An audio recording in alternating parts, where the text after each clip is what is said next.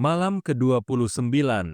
Saat malam tiba, Syahrazad kembali melanjutkan ceritanya. Wahai Raja yang mulia, pria itu berkata kepada pelelang untuk menerima 1.000 dirham. Lalu dia melanjutkan. Ketika pelelang mendengar hal itu, dia merasa ada sesuatu yang mencurigakan. Dia pergi menemui kepala pasar dan menyerahkan kalung itu kepadanya. Kepala pasar kemudian membawa kalung itu kepada wali kota dan berkata, "Kalung ini dicuri dari rumah saya, dan kami menemukan pencurinya yang menyamar sebagai penjual. Sebelum aku menyadari apa yang terjadi, aku dikepung oleh para penjaga yang langsung menangkapku dan membawaku ke hadapan wali kota. Ketika wali kota bertanya tentang kalung itu, aku menceritakan kisah yang sama seperti yang kuceritakan kepada pelelang. Wali kota tertawa dan berkata, "Ini tidak masuk akal." Tanpa peringatan, mereka melucuti pakaianku dan memukulku dengan cambuk hingga aku tak tahan lagi.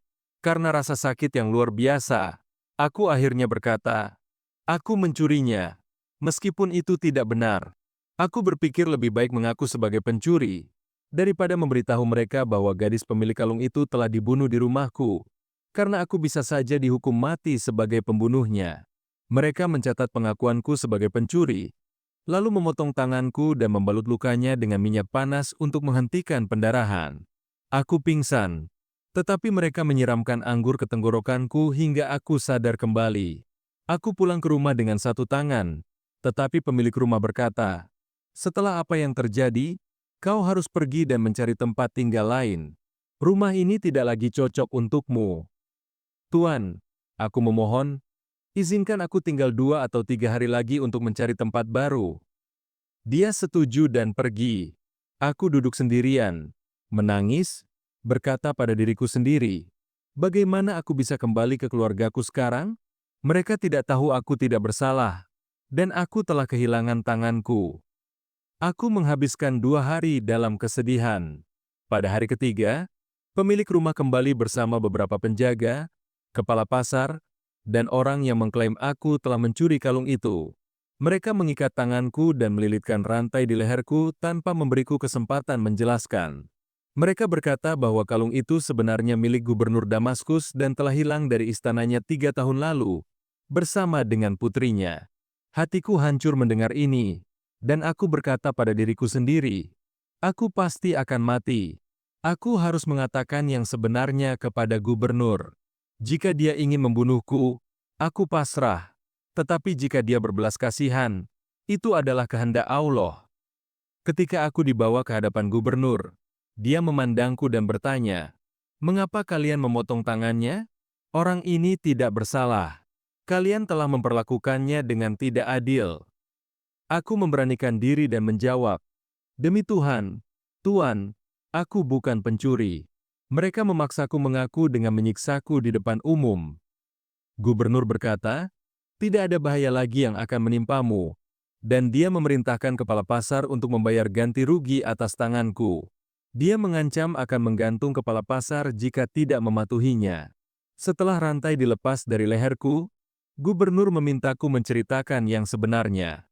Aku menjelaskan semua yang terjadi, tentang gadis pertama yang membawa gadis kedua, lalu membunuhnya karena cemburu. Gubernur mendengar ceritaku dengan penuh perhatian, lalu berkata dengan suara berat, "Gadis pertama itu adalah putriku. Setelah suaminya meninggal di Kairo, dia kembali kepadaku. Tetapi kebiasaan buruk yang dia pelajari di sana telah membawanya pada jalan yang salah.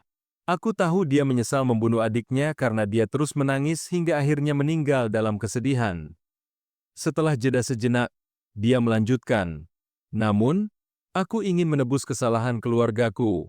Aku akan menikahkanmu dengan putriku yang lain. Dia adalah saudara tiri mereka dan seorang gadis yang baik. Aku tidak akan meminta mas kawin, dan kau akan tinggal bersamaku sebagai anakku." Aku setuju dengan penuh rasa syukur, dan pernikahan kami segera dilangsungkan. Gubernur memberikan kompensasi besar dari kepala pasar, dan aku mulai menjalani kehidupan yang terhormat. Inilah kisah bagaimana aku kehilangan tanganku dan bagaimana nasibku akhirnya berubah menjadi kebahagiaan. Hamba sangat takjub dengan kisah pemuda itu dan menginap di kediamannya selama 3 hari. Ia memberikan banyak harta kepada hamba dan hamba pun mengadakan perjalanan hingga tiba di negeri Tuan ini. Di sini, kehidupan hamba menyenangkan sampai terjadinya peristiwa kematian si bungkuk. Ini tidak lebih menarik dari kisah bungkuk, kata Raja Tiongkok, dan aku tetap akan menggantung kalian semua. Raja diam sejenak, sedang berpikir. Tetapi, masih ada engkau, tukang jahit. Lanjut Raja. Engkaulah yang jadi biang keladi. Jika engkau menceritakan kepadaku sebuah kisah yang lebih menghibur dibanding kisah si bungkuk, maka aku akan membebaskan kalian semua. Maka, majulah si tukang jahit, kemudian mengutarakan kisah hidupnya. Wahai Raja yang mulia, pengalaman paling luar biasa yang pernah kualami terjadi kemarin.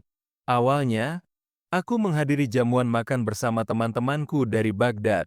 Para tamu terdiri dari berbagai macam pekerjaan seperti tukang kayu, pedagang sutra, hingga tukang jahit. Ketika matahari terbit, tuan rumah datang membawa seorang pemuda tampan dari Baghdad yang pincang. Penampilannya mengesankan, tetapi anehnya, begitu dia melihat seorang tukang cukur di antara kami, wajahnya berubah. Dia menolak duduk dan mencoba pergi. Kami mencoba menahannya, dan tuan rumah bertanya, "Mengapa kau ingin pergi? Apa yang terjadi?" Pemuda itu menjawab, "Aku tidak bisa berada di tempat yang sama dengan tukang cukur ini. Dia penyebab kakiku pincang dan hidupku hancur. Aku bersumpah untuk tidak pernah bertemu dengannya lagi. Karena itulah aku meninggalkan Baghdad dan menetap di sini. Tapi karena malam ini aku melihat dia, maka aku akan segera pergi dari sini." Kami penasaran dan memohon padanya untuk menceritakan kisahnya. Dia pun mulai berbicara. Pemuda itu berkata, "Aku berasal dari keluarga pedagang kaya di Baghdad, dan aku adalah anak tunggal. Setelah ayahku meninggal, aku mewarisi kekayaannya dan hidup bebas. Namun, aku tidak menyukai wanita dan menjauh dari mereka. Hingga suatu hari, ketika berjalan-jalan di Baghdad, aku melihat seorang gadis cantik yang sedang menyiram tanaman di jendelanya. Dia sangat menawan sehingga kebencianku terhadap wanita berubah menjadi cinta yang mendalam. Setelah itu, aku jatuh sakit karena merindukannya. Seorang nenek tua yang bekerja di rumahku menyadari keadaanku dan menawarkan bantuan. Dia bilang bisa membantuku bertemu dengan gadis itu, yang ternyata adalah putri seorang kadi atau hakim terkenal di Baghdad. Aku pun setuju.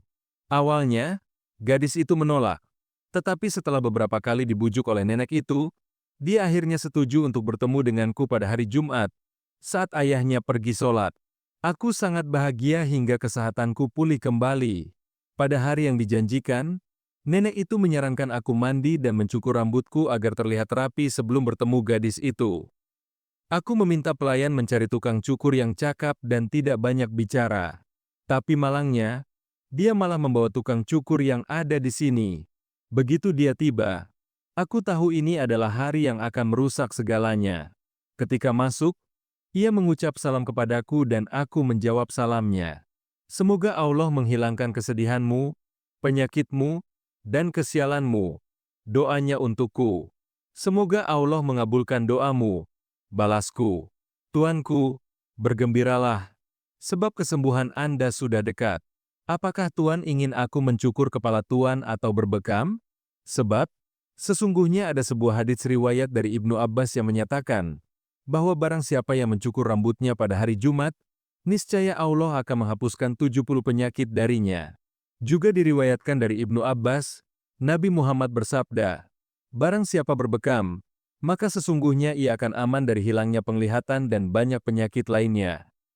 Cukur kepalaku segera dan berhentilah berbicara, sebab aku masih lemah akibat penyakitku," kataku dengan suara keras. Tukang cukur itu terus berbicara tanpa henti, membahas astrologi, nasihat kesehatan, hingga ramalan tentang nasibku. Aku memohon padanya untuk berhenti bicara dan segera mencukur rambutku, tetapi dia terus mengoceh. Aku adalah ahli astrologi, kimia, filsafat, hingga sastra, katanya, memuji dirinya sendiri tanpa henti. "Sungguh, engkau telah membuatku marah dan membuat ruhku tercekik.